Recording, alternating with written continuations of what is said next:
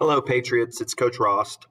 Today in Texas history, we're going to be going over the introduction to the siege and the Battle of the Alamo. As you guys can see um, from Mrs. Puff's face right there, as if she were Davy Crockett, I want you guys to kind of understand the mood of what is going on inside the Alamo, kind of as things start to ramp up and Santa Anna comes back into town. Okay. After the siege of Behar, he was pretty upset. Okay. So, the objective today, you guys are going to be able to identify issues surrounding major events in the Texas Revolution, such as the siege and the Battle of the Alamo.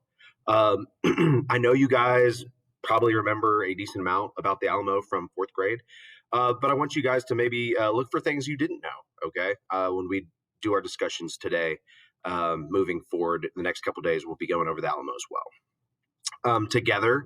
We're going to discuss events leading up to the Battle of the Alamo, and then we're going to also watch the Alamo in class. So if you're able to make it to the Zoom, please do. Asynchronous people, please try your best to make it to the Zoom. I want you guys to participate in watching the film, maybe learning some stuff you don't know. Okay, and then on your own, we're going to be doing the Texas Soldier's Diary. So you'll be writing from the perspective as if you were inside the Alamo and Santa Anna's outside the door, pretty much raising the red flag, saying we're going to take no prisoners.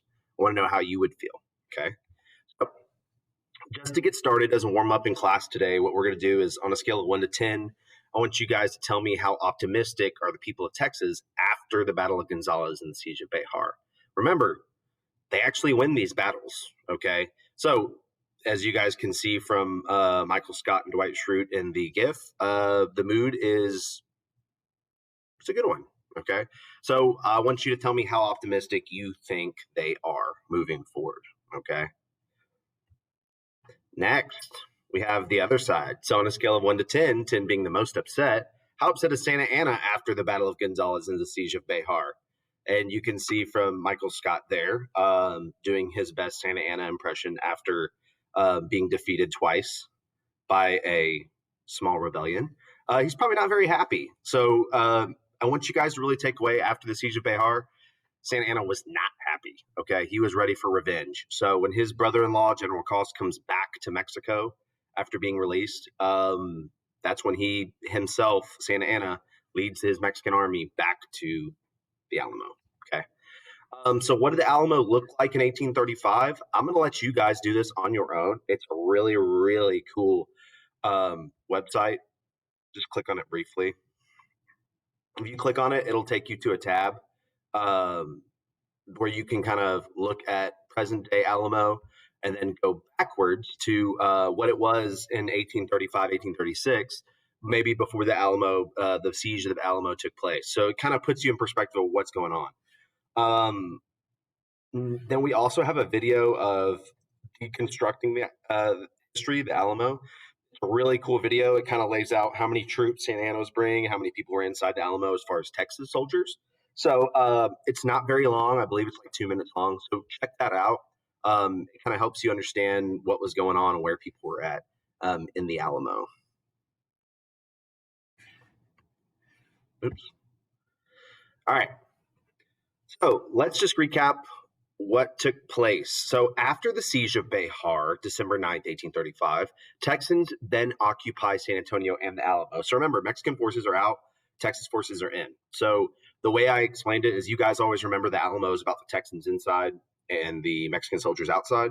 Well, think of the siege of Behar as a prequel and it's flip script. So we have Mexican soldiers inside and Texas soldiers outside. They run the Mexican soldiers off. They take over the Alamo and San Antonio. Okay. On January 17th, General Houston asks James Bowie to travel to the Alamo with a recommendation for its commander, James Neal, to blow it up and leave. So Houston didn't want to utilize the Alamo at all. Okay. However, Neal had been committed to the cause from the very beginning. He had been one of the defenders of the cannon at Gonzales and fought in the Battle of Behar. So he was there for the come and take it flag battle, the Battle of Gonzales. You're not having our cannon. And then he ran General Cost out of town. Okay. He was reluctant to leave such a hard won, important, and strategic position. With Bowie's own ties to San Antonio de Behar, through his marriage into one of the prominent families there, he soon sided with Neil and resolved to stay. So when we introduced these people, I told you guys James Bowie was sent to kind of like make the recommendation. All right, are we gonna defend this place or are we gonna abandon it? Well, he ultimately sides with Neil and he wants to stay. So shortly later, in February of 1836, we've got William B. Travis, directed by Governor Smith, to take troops to the aid of the Alamo. So now they're looking to defend it. Okay. Smith had received a letter from Bowie and Neal that they would rather die in these ditches than give up the post to the enemy. So they were ready to defend it at all costs. They wanted to put their lives on the line. As the war dragged on, volunteers were scarce, and only about 30 men joined Travis. And then we have Davy Crockett joining soon after. And you can see pictures of both William B. Travis and Davy Crockett there. Okay, so this is where we'll kind of teeter off here at the end. So Siege of the Alamo begins on February 23rd, 1835. Although Travis believed that Santa Anna would not arrive before mid-March, scouts began to tell him that the Mexican army would arrive much sooner. A lookout posted at San Fernando Church spotted the Mexican army on this date, and the Texans fell back to the Alamo fort. So they were in San Antonio, then they retreated back into the Alamo. So in turn, Santa Anna took San Antonio de Bejar without a shot being fired. Basically, they automatically retreated in the Alamo.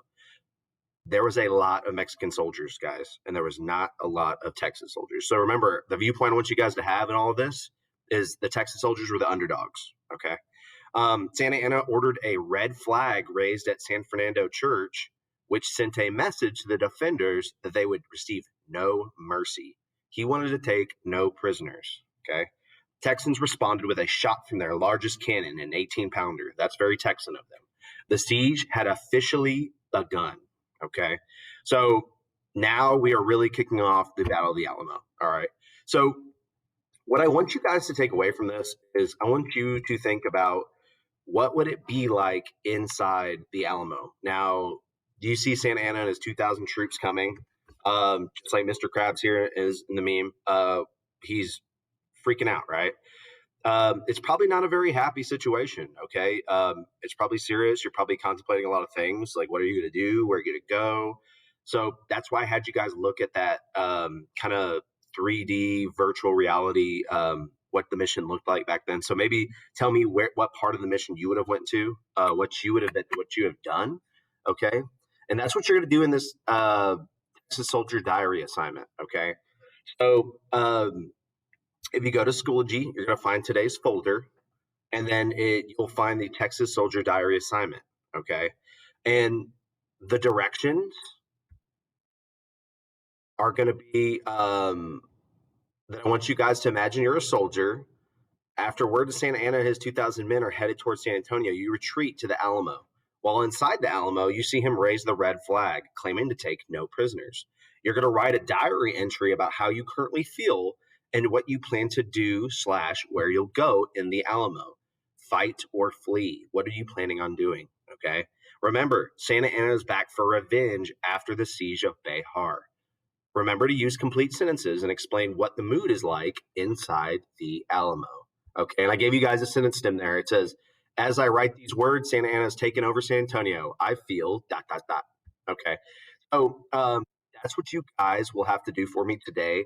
I really just want to set the tone for what it's like in the Alamo before the battle. Okay, tomorrow we'll talk about William B. Travis drawing his famous line in the sand, basically saying, "Are you with me? Are you willing to fight for Texas? Are you willing to put your life on the line?"